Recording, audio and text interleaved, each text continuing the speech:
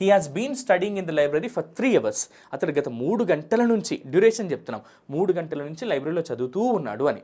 దీన్నే చదువుతూ ఉన్నాడా అని అడగాలనుకుంటే హ్యాజ్ ముందుకు తీసుకురావాలి.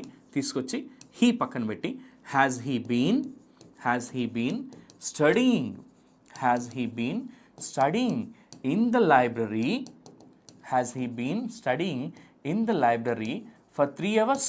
గత 3 గంటల నుంచి అతడు లైబ్రరీలో చదువుతూ ఉన్నాడా అని ప్రశ్నించడం.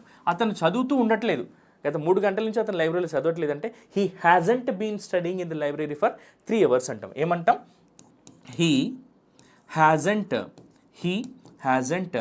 Been studying, he hasn't been studying in the library, he hasn't been studying in the library for 3 hours. గత 3 గంటల నుంచి అతను లైబ్రరీలో చదవడం లేదు, ఇన్స్టాగ్రామ్లో హెడ్సెట్ పెట్టుకొని ఇన్స్టాగ్రామ్లో రీల్స్ చూస్తూ ఉన్నాడు అన్నట్టుగా.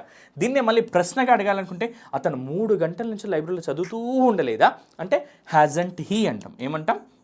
Hasn't he been studying, he been studying in the library for 3 hours, in the library for 3 hours. గత 3 గంటల నుంచి అతడు లైబ్రరీలో చదువుతూ ఉండలేదా అని ప్రశ్నించడం అనమాట. ఈ విధంగా సెంటెన్సెస్ని మనం ఫ్రేమ్ చేయాలి. ఒక పని కొంతకాలం క్రితం ప్రారంభమై కొంత సమయం పాటు కొనసాగి ఇక ముందు కూడా కొనసాగే అవకాశం ఉంటే వీటిని ప్రజెంట్ పర్ఫెక్ట్ కంటిన్యూస్ టెన్స్లో మనం ఉపయోగిస్తాం.